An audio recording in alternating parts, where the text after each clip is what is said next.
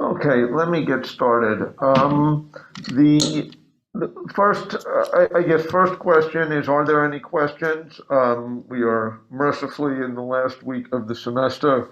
The first question is: again, projects are due on Thursday at midnight. So not around class, but at midnight. Um, Again, there were various questions over the Piazza thing. People you're free to recycle material from the previous reports if that is helpful to you, but hopefully there is enough there that it's a coherent whole now, and presumably with new results and things like that.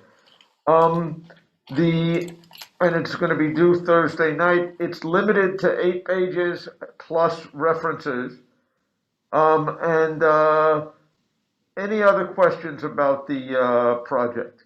Some people have asked about whether or not they should submit. How do they submit programs and things like that? I believe that there will be room to attach a zip file to the final submission form when you do it, if you want to do that. Any questions about that? Okay. Any questions about the what you call it, the final project? Okay. So what I'd like to talk about today is I'd like to finish our little unit on machine learning by talking about, relatively quickly about a few other machine learning methods um, that kind of prove useful in certain circumstances. Again, I happen to like simple methods because I generally understand them better, and because I can kind of see what's going on with them. Um, One of the methods that has the property that it's simple is something called the naive Bayes method. And it works in a world where we have many weak features. Last class we talked about boosting. Boosting was a technique that if you have a bunch of different classes, in some sense, boosting was a method that, if we remember it, boosting was something that promoted the importance of examples that were hard to classify, gave you a different sort of set of, in some sense, a different training set, okay? Because certain examples were more important, certain examples were less important. And you could train a classifier on it. We talked about the, what you call it, the decision tree method, where you use gradient boosted decision trees. We have large numbers of decision trees, okay? You could view each one of these individual classifiers as kind of a weak feature, okay?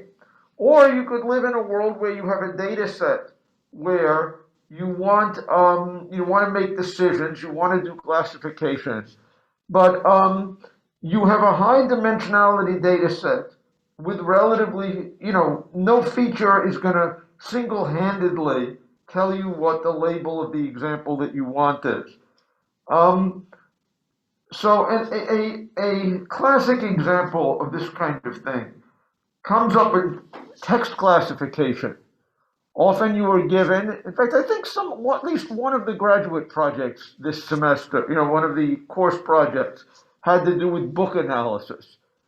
In analyzing books, you might want to, for example, classify a book. Is it a romance or is it a drama? Okay, is it an adventure story? Is it a comedy? Okay. Um, what would be the features if you were analyzing a book? Okay, if I give you a book is 100,000 words. What are the features on it? Okay, if you have to come up with a feature representation for books, what would be a simple representation? Frequency of special words. Frequency of words. You could imagine a world where the input was a book. You took the vocabulary words, although let's say the most common 20,000 vocabulary words. Every person in this class has a vocabulary of at least 20,000 words, but there's some very, very rare words that are used. But generally speaking, um, you have 20,000 words is a perfectly normal vocabulary. You could construct a feature vector of how often, for each of the 20,000 most popular words, how often does the word occur in a book? And you could imagine that you could use the frequency of a particular word as a feature for representing something. So what kind of a book word is more likely to occur in a romance than something else? Does anyone have a proposal? Love. Love. Love is a good word, right? But, is love the answer? Some people say love is the answer. Okay. Love is a good feature, okay, for a romance book. But I guarantee you that in many murder mysteries, there is the story of the bad guy saying, I love to kill people. Okay. If you just count the word love, it's not a very strong feature. Okay. Books that are not romance books will have the word love in it. There presumably are romance books that won't have it. So but if you want to do a text classification problem, you live in a world where there are potentially many weak features. Here I said 20,000. Okay, so that was going to be the vocabulary I'm going to consider. And again, in a typical text classification, counting how often the words occur, where they differ in, one class or the other. I mean, the classic text classification is spam detection, okay? Where you have a piece of email and, you have, you want to tell if it's spam or it's real. Certain words like sale presumably occur more often in spam, but on the other hand, sale also occurs a lot in other things. So how can we use a large world of many features, okay, to do classification in a reasonably simple and efficient way? Um, if we are given as our feature vector is x, okay, and we want to classify that feature vector among one of m classes, again, for our feature vector we were talking about for word things, n is going to be the vocabulary size. And presumably x sub I is going to be the frequency of word I. Okay? How can we classify this vector? Well, Bayes' theorem, okay, gives us an idea of doing this. What would Bayes' theorem be? Here we're going to say the probability of a particular item belonging to class I given the vector is going to be the probability of class I times the probability of the vector given the class, okay, that's what this term is, divided by the probability of the vector itself, okay? So we are interested in, given an input vector, what is the probability of it belonging to a given class? From Bayes' theorem, this gives us an idea of how to do it, okay? And what's interesting about this idea, this model, the first term, P sub Ci, is the the prior probability of something being in that class. So if it was again, what's the least common form of movie? Does anybody have I don't know if there's a genre that is extremely rare. Let's imagine pictures about algorithms, professors. Okay, this is a very rare genre. Okay, if you were the probability of a movie being in the algorithmic professor genre is very, very low initially, just because they don't make very many movies. They make like that. They make a lot more romances. They make a lot more comedies. They make a lot more other things. Actually, comedies is a good example of where you would expect features to be weak. what is a word that will occur more often in comedy than anything else? And I can't think of one, okay? You might imagine laugh or something like that. I don't know if I really believe that, okay? So this is an example of a world where you would expect that it would probably be hard to tell if a movie is a comedy, okay? Because there's no particular word that's going to be a big trigger. On the other hand, I imagine happy words occur in comedies more often than sad words. Okay, that I'm just making it up. Okay, and probably weird words, unusual words probably occur in comedies more than in others. So you can still imagine making a decision about what the class of the movie is. Okay, but it would involve using a large number of weak features. And that's kind of, I guess, the way where the naive Bayes approach is going to be working. Okay? So what is the Bayes theorem approach? We know that if we know the prior probability of the class, the guts of the question is determining what is the probability of this input vector given the movie is part of that class. Okay? Okay? Specifically, what we're going to want to do is in order to generate a classifier according to Bayes' law, okay, this is the probability that,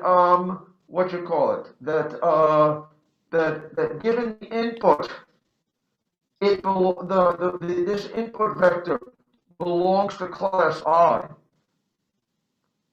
If we try this over all possible classes and pick the class with the highest probability, that is actually how we would use Bayes' law to make the decision. Given the input, what is the probability it is a member of a class? We're going to take, this is going to, we're going to pick the class that maximizes this. Okay? And when we look at trying to find what is the class that's maximizing it, many of these terms make sense. The prior term makes sense. What is the probability of the input vector given the class? That kind of makes sense. And that's kind of the heart of Bayes' law because it kind of turned around, the dependency of the two terms. The probability of what is this input vector is a harder thing to calculate. What is the probability that a movie is going to have, or that a book is going to have the word the 419 times, and cow once, and not have the word,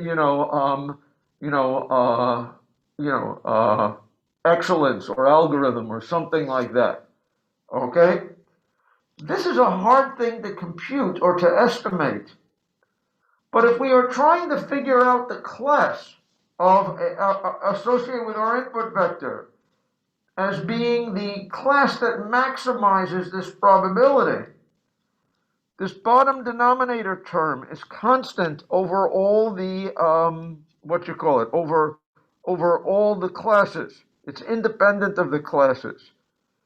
So it really doesn't matter what the denominator term is. If we're trying to find which is the class that maximizes it, we can seek basically just maximize over all the classes the prior probability times the probability of the input vector given the class. Any questions about that?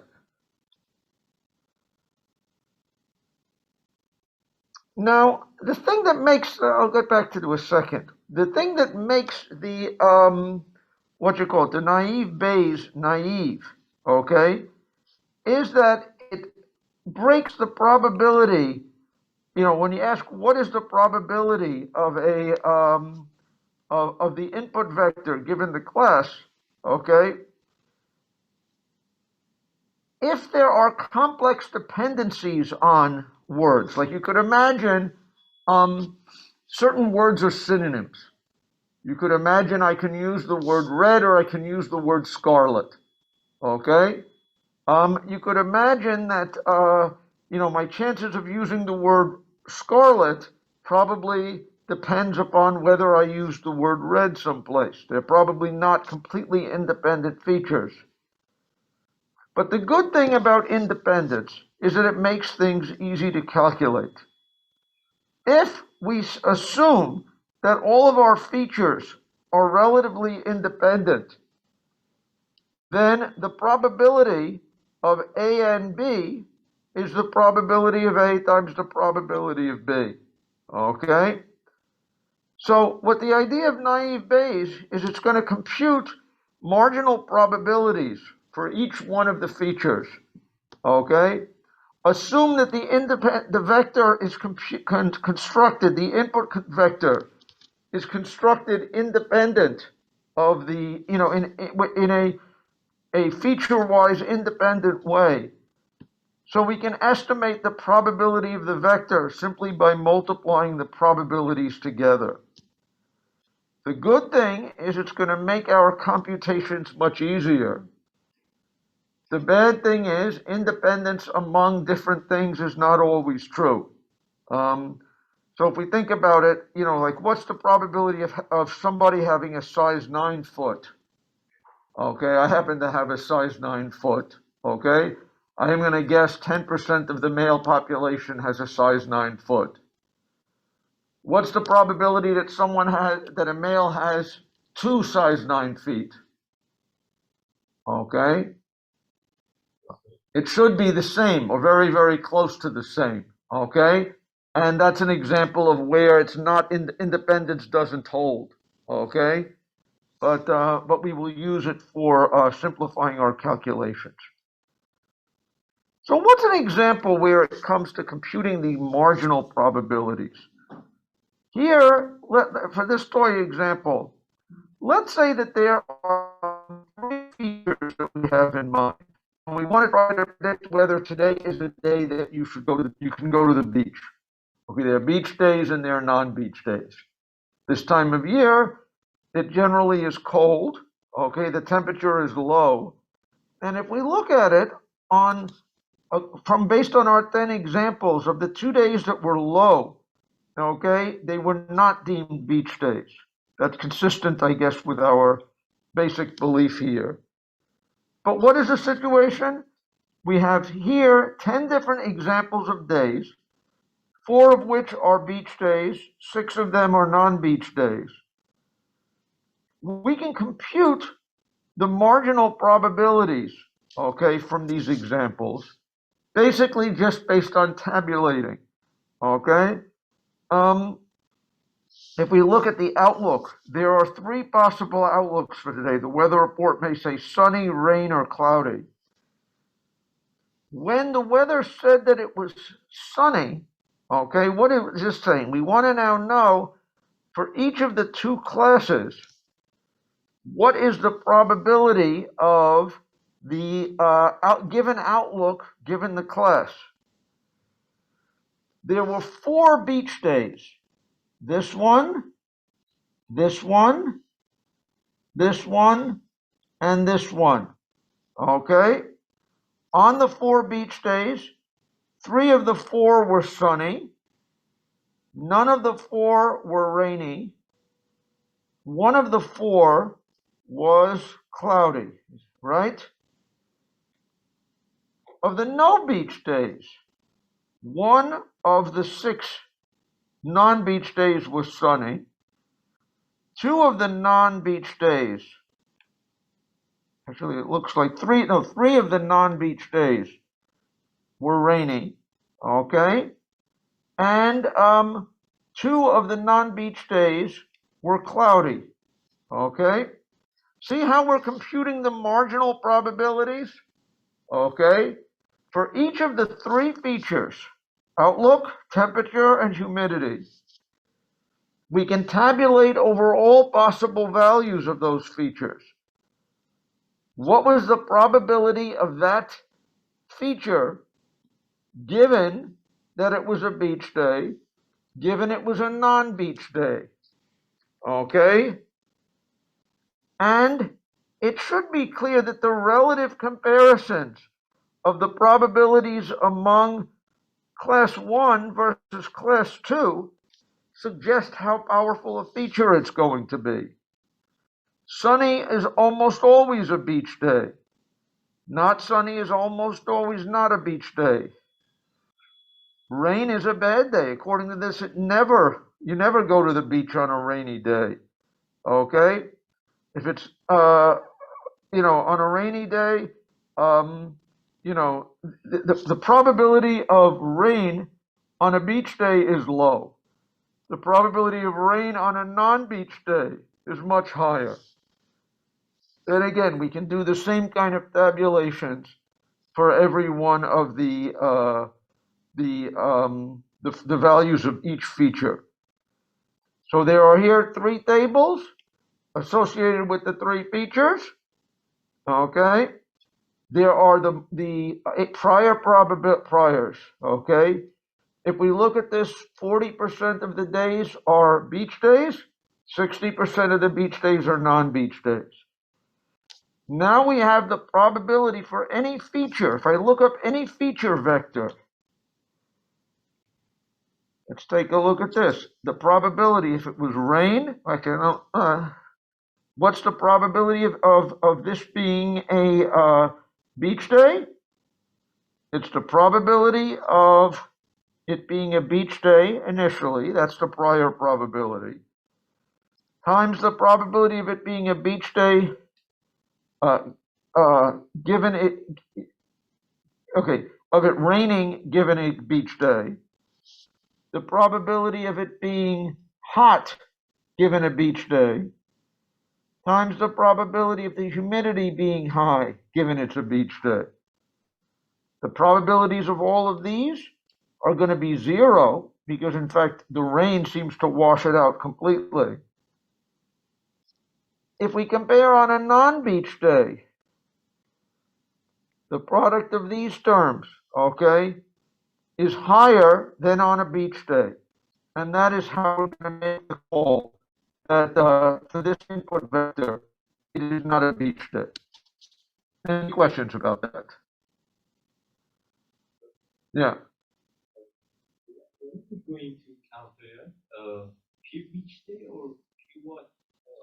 Because there are four terms that you said that we should multiply. Right. So what are we going to calculate? Okay, so let's go back and look at the method here. Okay, what is the formulation? We are going to want to know, okay, what is the probability, the class associated with X is going to be the argmax, okay, the argument that maximizes the class over all the classes, where it is the probability of the class times the probability of the input vector given the class.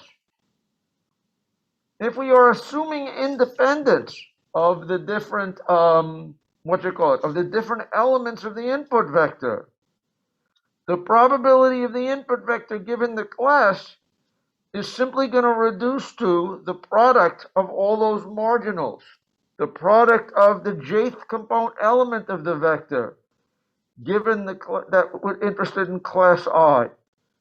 Okay? So this, we multiplied on my previous slide 4 things together. 3 of these were the dimensionality of the vector, the humidity, the outlook, and the temperature.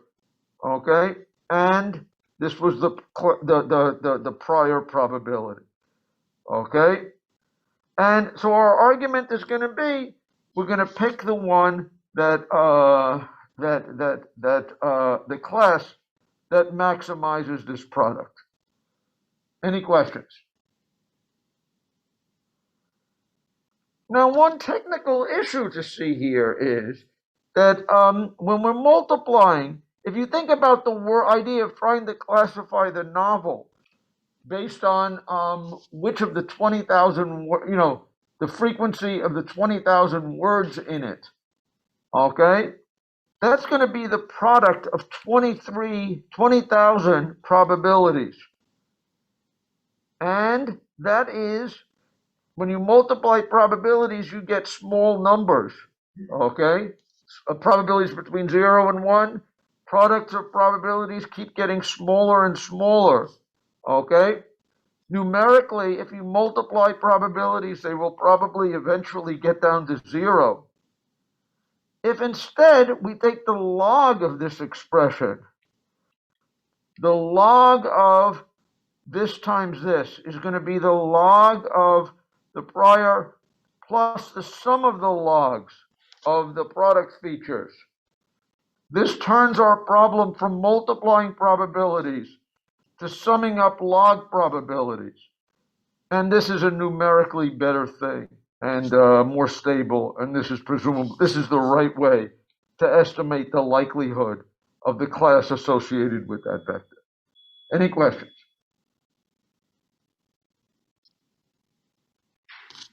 So again, in the example that we had, if I give you what's the probability of going to the beach on a sunny, mild, high day? Well, it's the probability that you would go to the beach normally, okay, times the probability of sunny given the beach, mild given the beach, and high given the beach. When we multiply that out, we get this probability. When we say what's the probability of no beach given these days, it's the probability of not going to a beach times the probability of sunny on a non-beach day, okay, mild on a non-beach day, high on a non-beach day, okay? How do we interpret these probabilities? What is the notion? Here we have, this is the probability of going to the beach given this situation. This is the probability of not going to the beach in that situation. Is there any other possibility of doing something in this situation? According to this, things are either a probability, either a beach day or a non-beach day. Why are these probabilities so low? How do we interpret those things? Because we drop the denominator. You drop the denominator. Okay, these aren't real probabilities. These are kind of likelihoods is the way that I would kind of think of it. There's something that kind of correlates with a probability that you would like. What is the right way to interpret something like this? It seems to me that the right way to interpret it is the ratio of these probabilities, these, likelihoods, okay? And this tells me that you're 3 times more likely to go to be in the beach than in the no beach situation. Okay, so the ratio of these, the bigger of these two defines the class. We're going to call it a beach day. And our confidence level is going to be proportional to the ratio of these things. Any questions about that? Okay. So what do I like about naive Bayes? I like the fact that I can use a lot of features here. Okay, a high dimensional vector, even if none of my features are really that good. And in text, which happens to be something I work on, that happens reasonably often. The training involved in a classifier like this isn't very large. I mean, really, what is the training? The training is basically just counting, building up this table of marginal probabilities. Okay? So naive Bayes is simple. Naive Bayes does something reasonable in a large number of dimensions. And notice that it didn't need incredibly large numbers of vectors to work with. If you wanted to, let's say, classify a novel, is it a comedy or an adventure or any of these other classes? Of course, you're always better with more training data. But in this case, there's no reason, for example, why I need 20,000 books to take advantage of using 20,000 dimensions, right? It's perfectly fair to tabulate what are the most frequent 20,000 words in English. For every one of my books asking, did I have this word in it or not? And then use a naive Bayes thing to come to a classification. Does everybody see that there's no reason why I need to have as many training examples as I have features. Okay? This is kind of weird. If you were going to use linear regression or solving a system of equations, you need as many rows as you have columns. Okay? And this is kind of an advantage of the naive Bayes method. Okay? It can do something sensible even if I have large vectors and small numbers of examples. Any questions? Okay. There is a question, however, to make this work right, that is an important kind of technical issue, which has to do with words or features that have zero counts. Okay? Does anybody here know what the word defenestrate means? One of my favorite words. Okay? What does defenestrate mean? You guys all have vocabularies, we said, of 20,000 words or more. Somehow defenestrate didn't make the cut. What is defenestrate? Defenestrate is to throw someone out a window. Okay? And there's a historical event called the defenestration of Prague, where someone was thrown out of a window. Now, if we notice this thing, what's the probability my next word is going to be defenestrate? Okay, this is a word you may never have heard of before. Okay, before you came into the room today. But what's the probability that someone is going to use that word? If we are only basing it on observed counts, okay, observed counts do not do a good job of reflecting frequency of rare events. We said with the book example, we'll use a vocabulary of 20,000. In fact, if you go to the Oxford English Dictionary, the vocabulary of English is millions of words long, most of which none of us have ever heard of. Okay? But there are rare things, there's tail probabilities. And if we only look at observed counts, okay, we end up getting wrong answers. Okay? So if we're going to use a naive Bayes thing, where we are going to worry about, using observations, we have to account for things we haven't seen.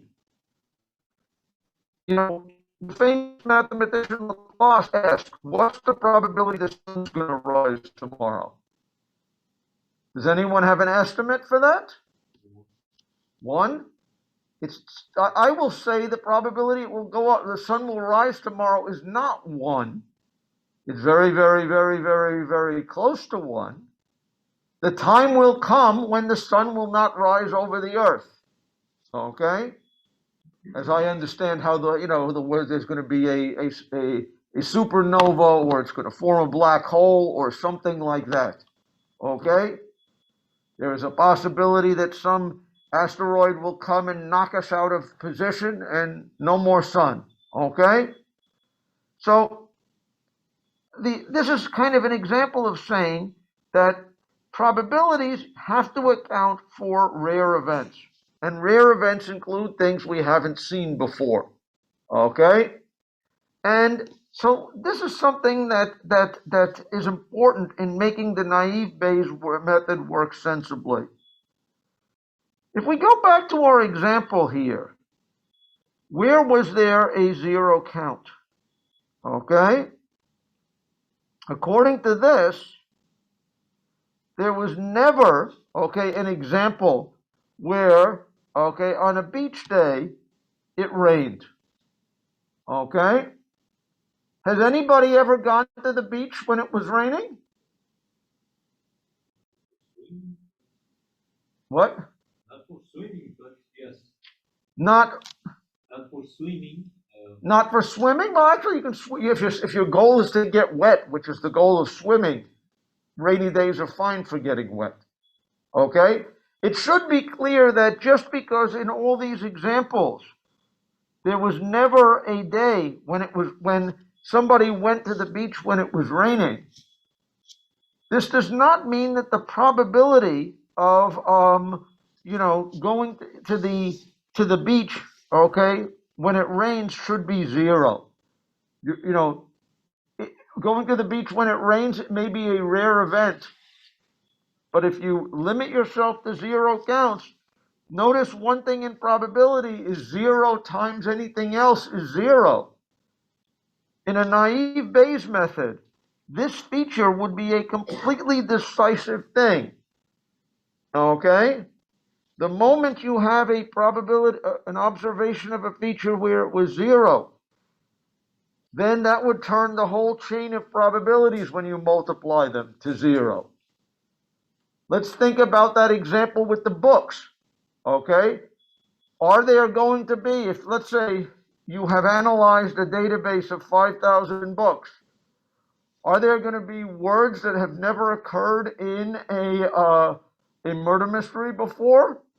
Almost certainly. Are there going to be words that have never occurred in a romance story before? Almost certainly. Okay? If you multiply those chains of zeros for a large enough dimensional vector, you would get zeros, and that would wipe out everything here. And that causes a problem. Okay? Any questions about that? It should be clear that when it comes to rare events, okay, observed counts do not accurately capture the frequency of rare events, because rare events are rare. And unless you have a humongous training example, you're not going to see all rare events. So how do we deal with these 0 counts? We use a technique that's that's important and actually simple, called discounting.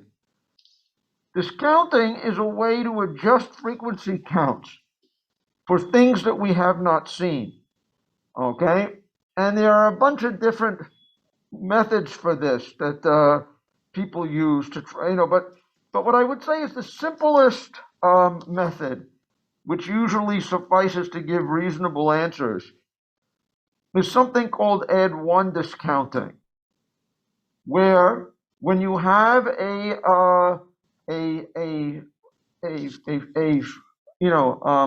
set of words, let's say, that you have observed, or a set of things you have observed, okay, what we will do is add 1 to the frequency of all possible outcomes, including the unseen. Okay? So suppose we have an urn with balls in it, marbles of different colors. And we have picked out a, 5 reds and 3 greens. What is the probability that the next thing is not going to be red or green?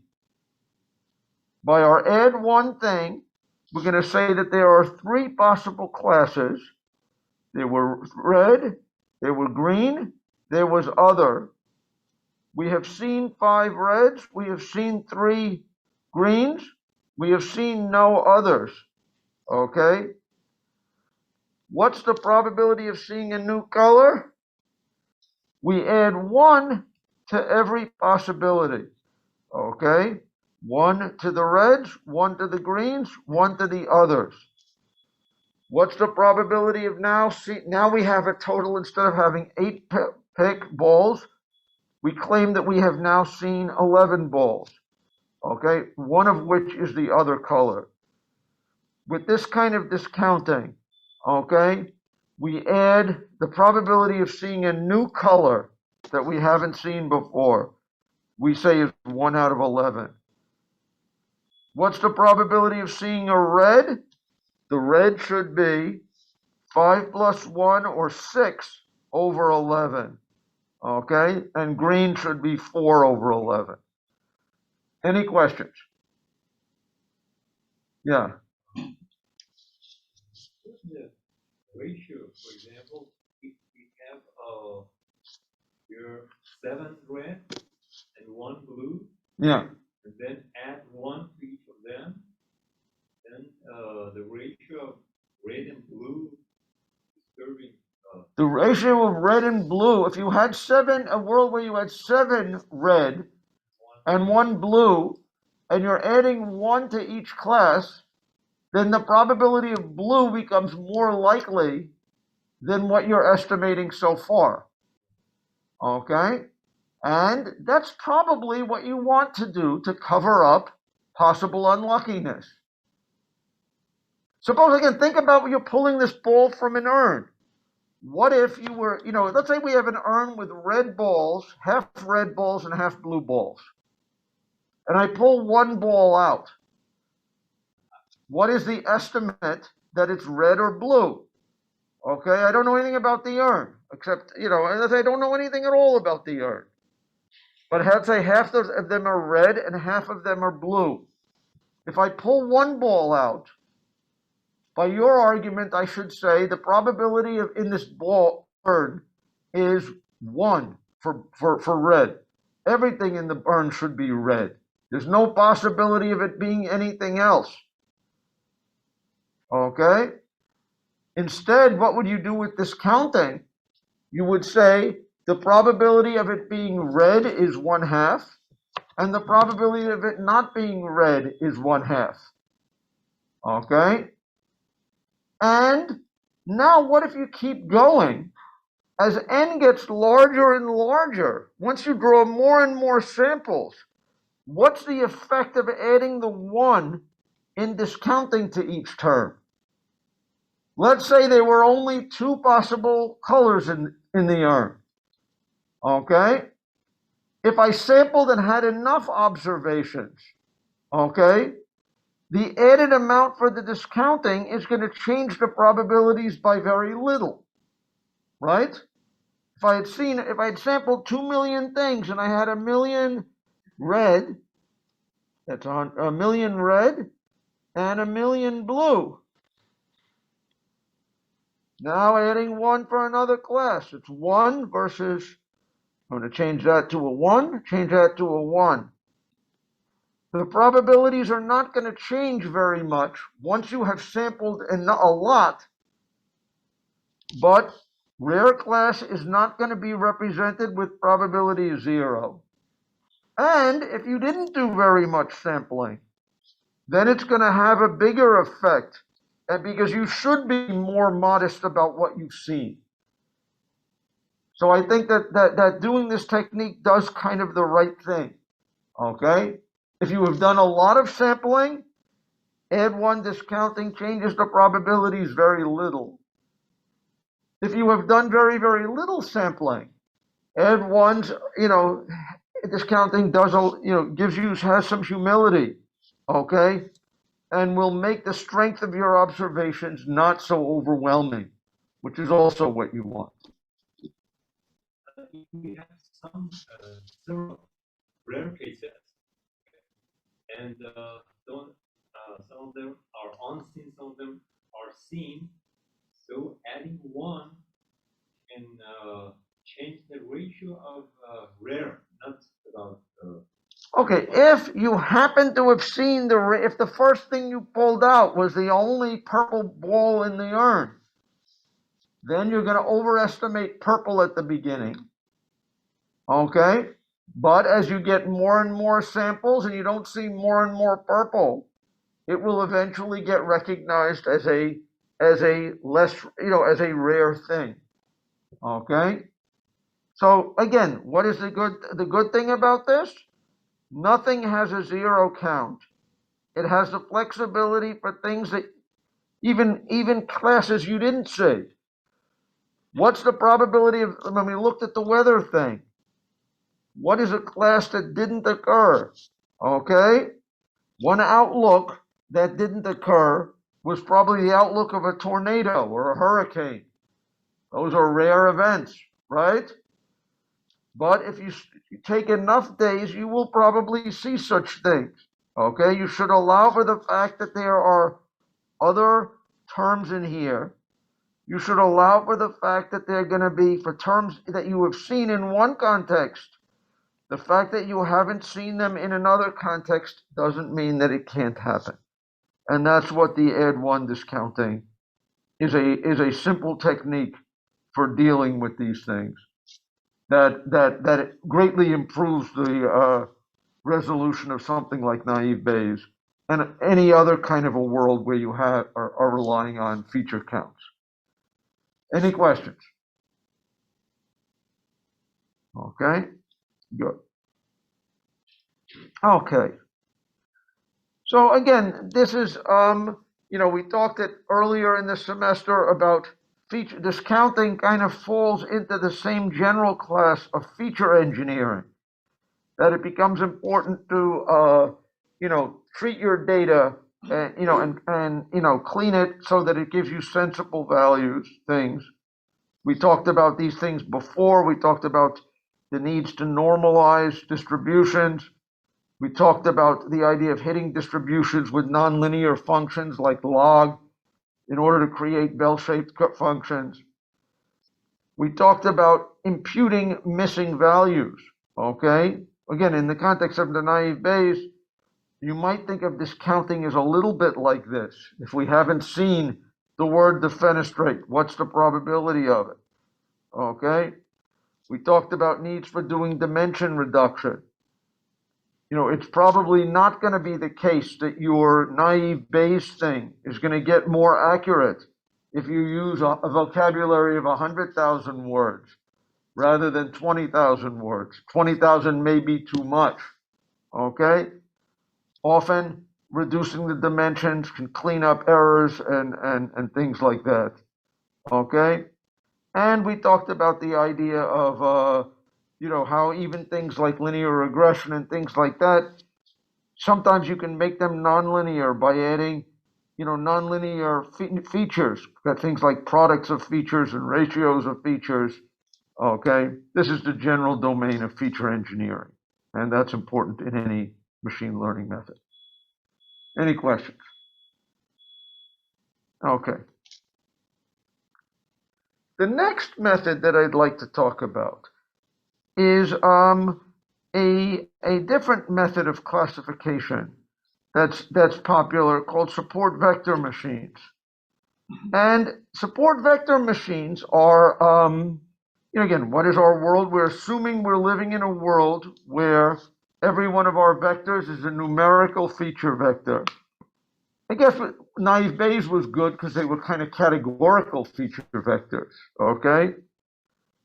In the support vector machine world, we are assuming that we are living in a world where every example can be kind of thought of as a numerical point in space, okay? And we're going to assume that there is a perfect linear classifier on our data.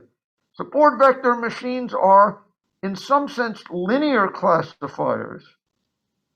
Although, with some tricks, we're going to use them to build nonlinear classifiers. But the idea of a support vector machine is we're going to try to find what is the best separating line between two classes, okay?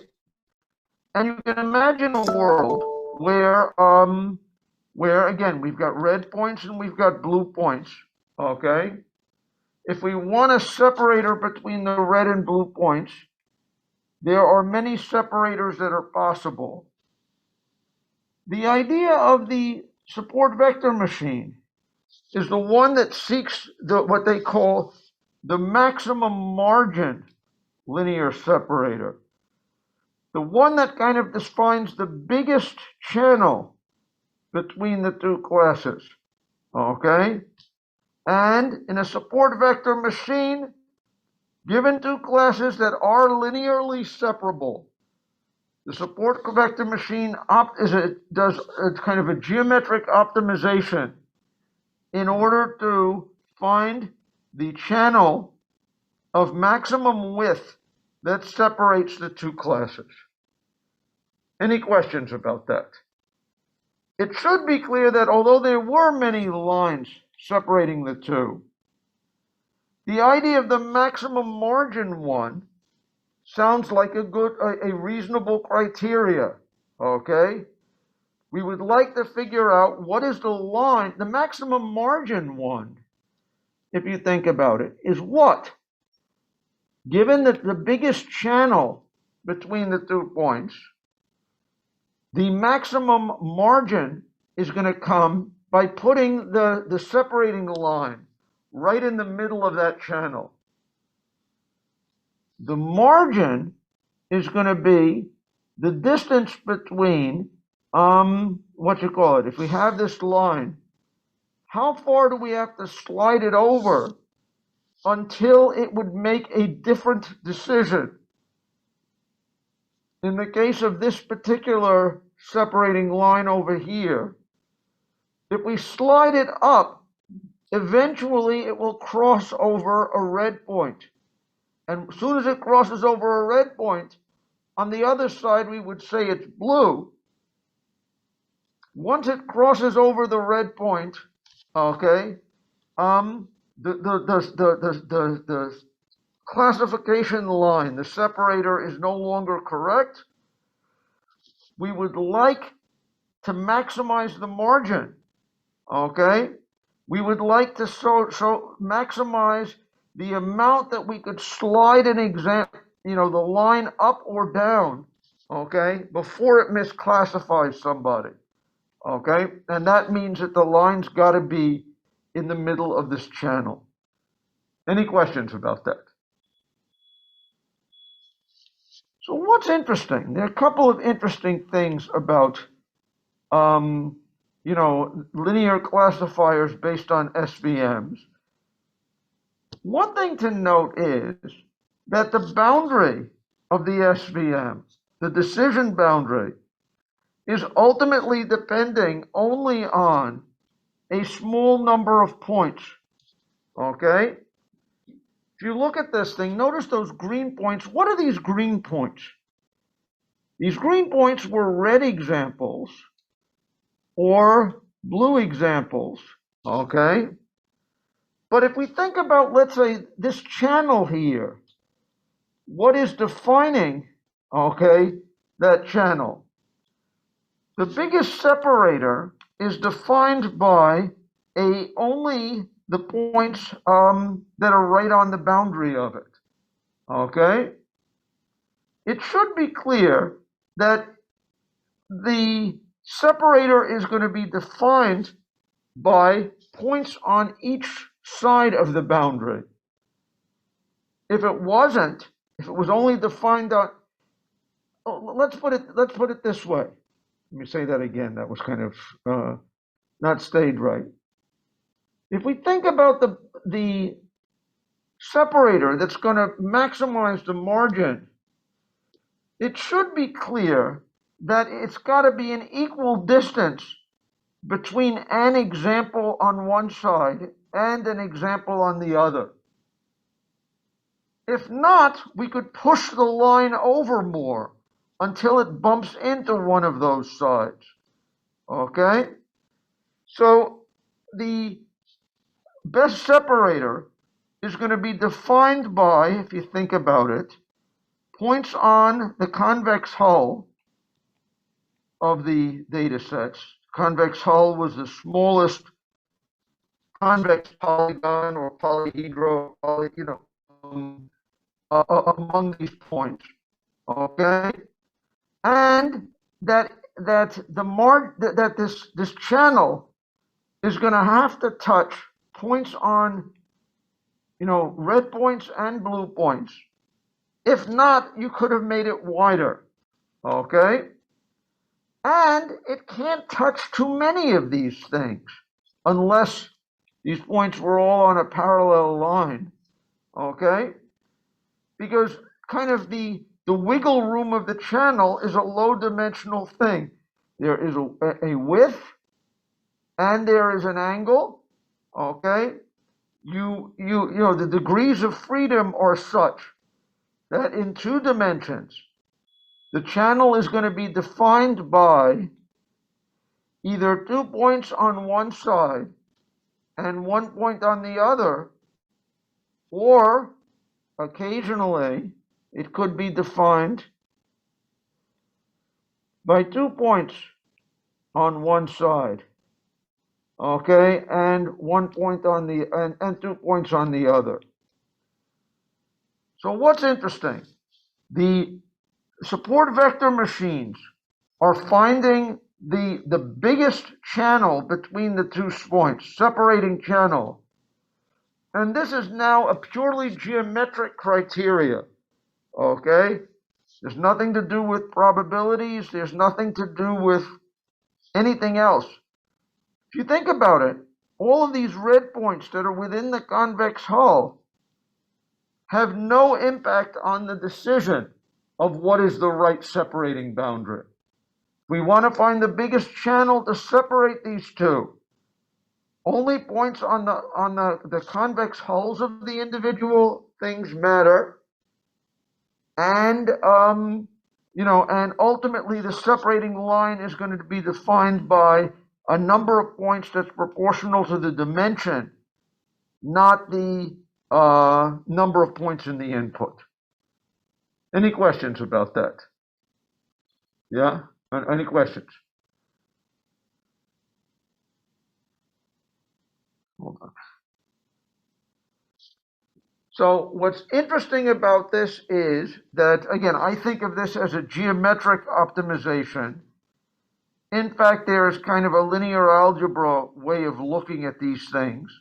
If we assume the two labels of the points are positive and negative, meaning the label could be 1 or -1, what we're going to want to do is, if all these points are labeled as negative and all these points are labeled as positive, we want to find a separator with the property that all of the points on one side, okay, a coefficients in some sense of the features, such that all the values of this are positive for the positive points and negative for the negative points, and we want to do it subject to maximizing the width of the channel.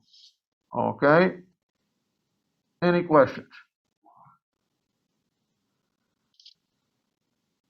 So we have seen before a different method for coming up with linear separators between points. We talked about logistic regression. What is the difference between logistic regression and SVMs? Logistic regression, remember, we had a logit function, there was a probability of misclassification. We wanted to find the line that minimized the total probability of misclassification. That was logistic regression, okay? If I put a point here, if I add another training example over here, then let me make it red just for the sake of, actually if it's going to be blue, you put it here. If I add another training example there, the logistic regression line is going to shift a little bit. Because a logistic regression line was looking for the line that optimized, minimized the penalty score of misclassification based on the logit function, okay? In logistic regression, every point matters. In support vector machines, only the supporting points matter, the things that define the width of the channel. This is the support vector machine line. What are the supporting points? It's going to be, in this case, this point. I am pretty sure it is this point, and it is that point. Those are the 3 points that define the biggest separating, this particular channel, which happens to be the widest blue-red separator. Notice that deleting any one of these points isn't going to change the SVM boundary, although it would change the logistic regression boundary. Okay? In this case, both of them find a perfect separator, okay? But the criteria that they're trying to optimize is different. Any questions about that? Okay. So so the good news is that this reduces the good thing about this. Well, okay. So logistic regression had a probabilistic model to it. Support vector machines have a purely geometric model to it. Okay. But they are finding, but they have some advantages. What is the advantage of support vector machines?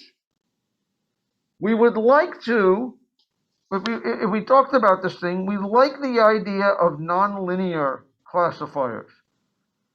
Nonlinear classifiers have the property that they can carve out much more difficult surface, more intricate separating boundaries. Okay. One way that we can make linear, what you call it, one way that we can take advantage of linear separating boundaries. Notice that linear separating boundaries don't always work. In 2 dimensions, is there a linear separating boundary? Sorry about this. Suppose we have these 4 points, okay? Notice that there is no linear separator that can separate the red point from the blue point, the 3 blue points. Now, on the other hand, if we only have 3 points, there always is a linear separator in 2 dimensions between the 2 points, except if they happen to be collinear. Okay, so if we happen to have a world where the red point was on a perfect line, it was kind of a degenerate one-dimensional problem. Here, there was no single linear separator to separate red from blue. But actually, notice if you go even smaller, what if we only have 2 points? Does everybody agree that in 2 dimensions, if I have 2 points, one red and one blue, there is always a perfect linear separator between them? Okay, I think everybody knows it's a perpendicular bisector, right? Actually, I got rid of it, but you understand. Okay? The key point is, if I have 2 points in 2 dimensions, there is always a linear separator. If I have 3 points in 3 dimensions, there is always a linear separator. If I had my n-dimensional data set, okay, if I had n points here, and I projected into n dimensions, okay, in n dimensions, there will always be a linear separator between them, okay? And so the support vector machine principle says that geometrically, it turns out it is easy to, there are algorithms to find the biggest separator between 2 sets of points. With what you call it, with logistic regression, it was not necessarily true that there was always a red-blue separator, okay, that perfectly separated the points. But if we took our points and have n points, and we project them up to n dimensions, then there always will be a linear separator. And that is going to be the trick that we're going to use to make support vector machines a useful thing.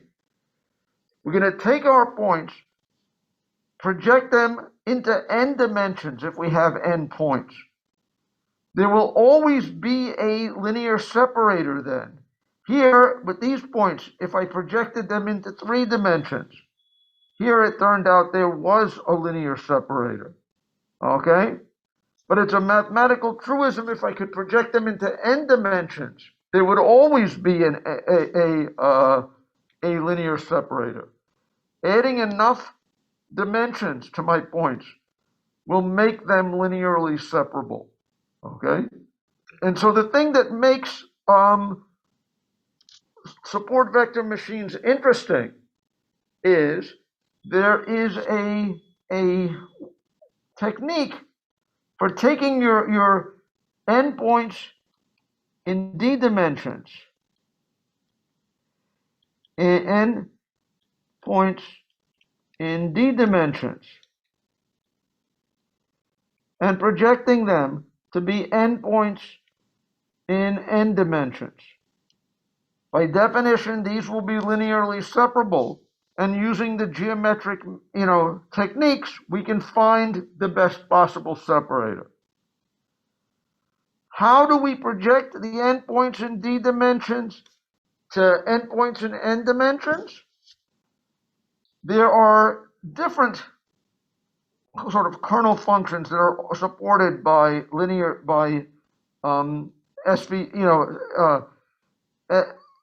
SVM packages. Okay, but the one that seems most natural to me is, what if we take our endpoints, okay, input points, and treat them as we can now measure for every, okay, let's just say that we want to do it. Let's say we have endpoints in d dimensions. How can I create an n by n matrix? Okay. That way I would be interpreting each row as an n-dimensional representation of the point. What if I let the value be the distance between every point? The value ij, the jth dimension associated with point I, will be the distance between point I and point j in that space. This will give us an n by n matrix. Distance functions are kind of nonlinear. They depend upon squares and square roots and things like that. Okay? And this is a way to project my endpoints in d dimensions to endpoints in n dimensions. These points will have a linear separator between them. The magic of SVMs is we can find the optimal separator in this feature space, okay, efficiently, okay? And that's how support vector machines work. Any questions about that? Any questions about support vector machines? So the good thing is we can build nonlinear classifiers, okay? We don't have to do our own feature engineering other than setting up what that kernel function is. Again, here it was to determine, measure the distance between every pair of points. And then it turns the machine learning problem into the task of find the maximum margin separator between these projected points, okay? And that's how the support vector machines things work. Any questions?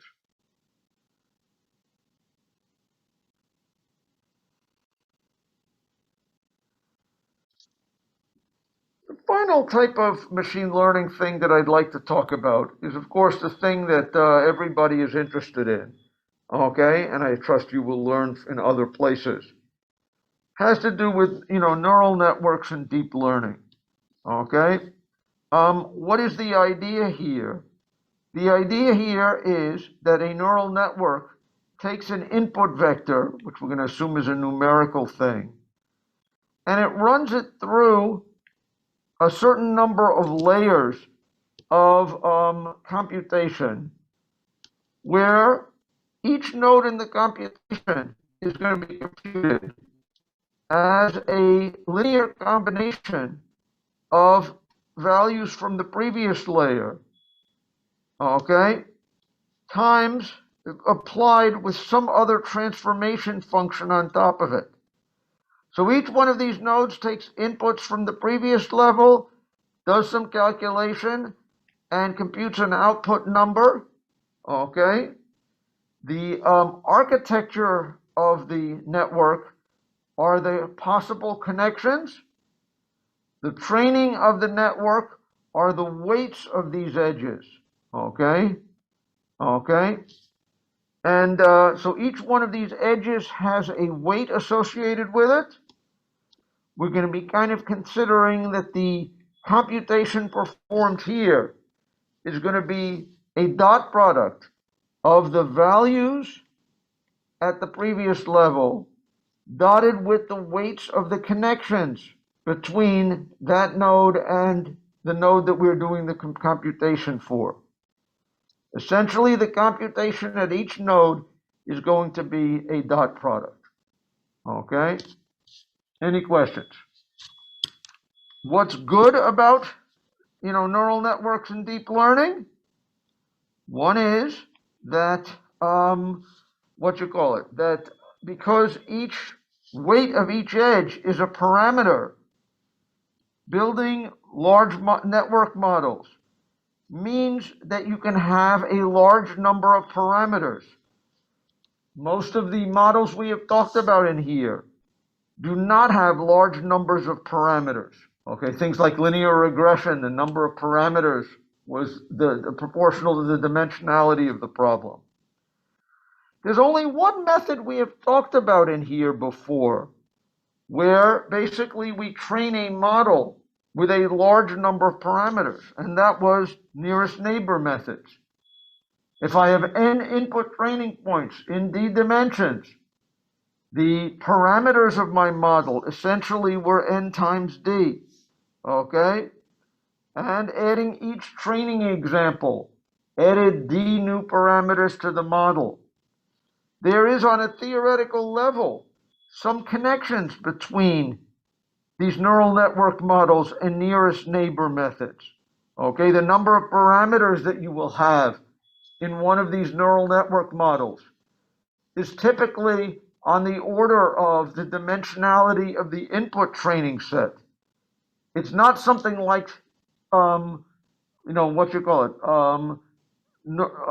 linear regression, where you're trying to use a small number of parameters. Neural network models usually use large numbers of parameters. The amount of parameters are on the order of the size of the input. That is the same thing that happens with nearest neighbor methods. Okay? Again, it's combining the results from all of the training examples in some kind of an opaque way. But somehow there is a connection between these deep learning methods and nearest neighbor methods. The depth of the network, okay, enables you to kind of build up what you would call hierarchical representations of things. You might learn local features at low levels in order to help give you better abilities for making decisions later. Okay? Any questions? And again, when you look at one of these neural network models under the hood, essentially what it is doing at every node is computing a dot product. Okay? If we want to know what is the next value of node I, the value of node I is going to be basically a dot product between the weights of the edges going into node I and and the values at the nodes that are going into it. Okay? So in practice, when you are computing these neural networks, you're doing a large number of dot products. One of the things that makes neural network implementations work well is basically they rely on fast matrix multiplication algorithms, because that's basically the heart of what's going on at every layer.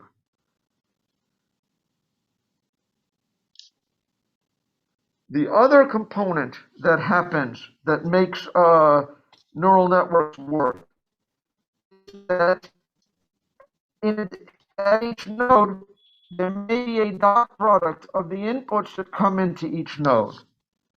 But there is also a nonlinear transformation function that is applied at each node. Okay? One of these, sometimes people use logit functions, Logit functions, remember, were nonlinear functions that whatever the value going in gave you a value between 0 and 1. This was a nonlinear function. The ReLU function is one that says if the value, the weighted sum was negative, set it to 0. Otherwise, report the actual value. This is a nonlinear function. A linear function, of course, is a line. Why is it that neural networks use these nonlinear functions? If we didn't apply a nonlinear function after every one of these dot products, we wouldn't get any value of making networks deeper. This is why the nonlinear functions are kind of important. Notice that here I have a two-layer, okay, network where I'm computing dot products. Okay, this is x1, x2. There's a dot product of this. x1 times w21, x2 times w2.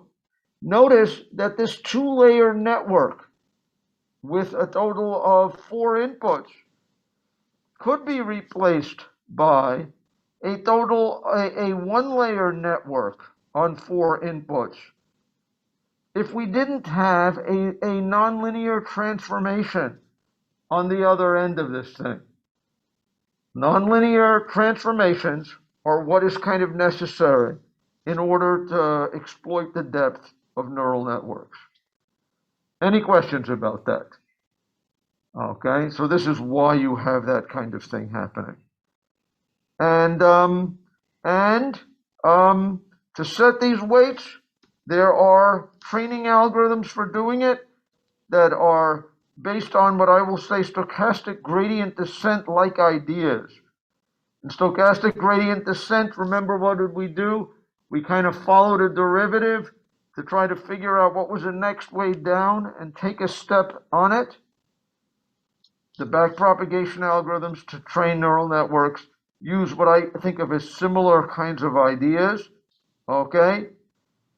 Because of the nonlinear functions involved at each activation record, this is not a convex optimization function to find the best set of parameters, okay? But generally, with each training example, we can improve the parameters on it, and hopefully it converges. Any questions about that? I know you have seen this. I know you're going to see this more in other machine learning type classes. What I like about the neural networks, at least for thinking about it, is to think of it as being like a nearest neighbor algorithm, okay? In that it uses a lot of different parameters, okay? But it kind of combines the information in a more, more subtle and more general way. Any questions about that? Any questions? Okay, in that case, I'm going to encourage you to go work on your, finish up your projects, okay, which will be due on Thursday at midnight, okay, and I'll discuss what the final is next class. Okay, thanks for your attention. I'll see you guys then.